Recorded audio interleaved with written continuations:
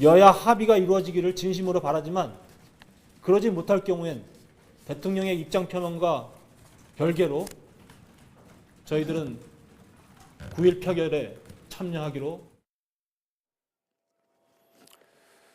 새누리당 비박계가 탄핵 열차에 동승했습니다. 당초 새누리당은 박 대통령의 4월 퇴진, 6월 대선을 당론으로 확정했었습니다. 그런데 비박계 의원들이 어제 비상시국회의를 열고 오는 9일 금요일에 있을 표결에 참여하기로 한 겁니다. 비박계가 갑자기 변심한 이유, 그리고 그 파장을 살펴봅니다.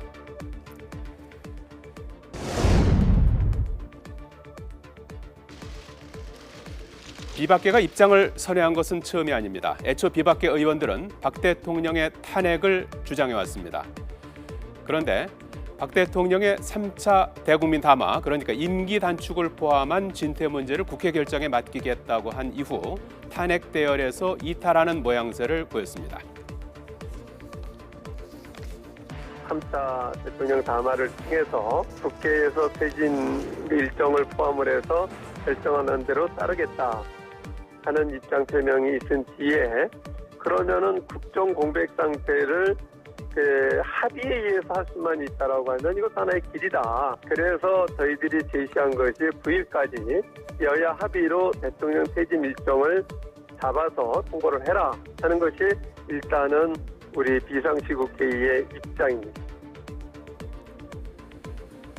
이후 어제 열린 비박계 비상시국회의, 비박계 내에서도 온건파와 강경파로 나뉘었습니다. 대통령이 4월 퇴진 시점을 밝히면 탄핵안에 동참할 수 없다는 김무성 의원 측, 여야 합의가 없는 한 탄핵안 표결에 나서야 한다는 유승민 의원 측으로 나눠서 의견이 대립됐습니다. 무려 4시간에 걸친 회의 끝에 결국 탄핵이 불가피하다는 쪽으로 의견이 모아졌습니다.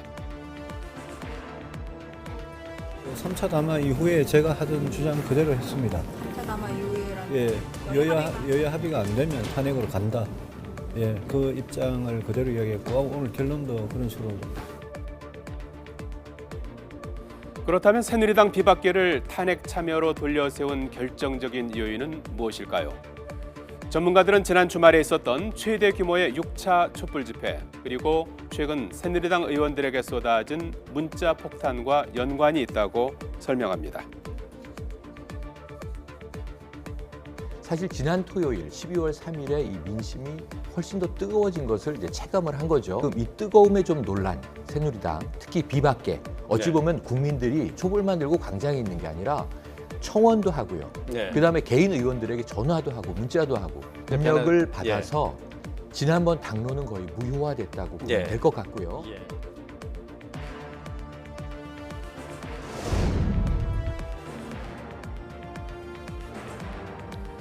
비박계 의원들이 9일 금요일 탄핵안 표결에 참여하기로 결정하면서 새누리당의 고민, 내홍은 더 깊어졌습니다. 오늘 오전 소집된 친박, 비박 중진 모임인 6인 협의체는 비대위원장 선출 협상을 무기한 중단하기로 했습니다.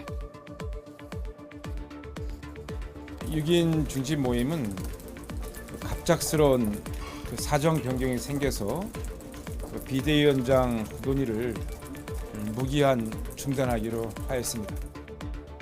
탄핵 절차에 들어가면 여러 가지 상황 변동들이 있기 때문에 지금 어떤 분을 선정한다든지 하는 것이 자칫 잘못하면 여러 가지 안 집행이 되든지 또 혼란이 있을 수 있기 때문에.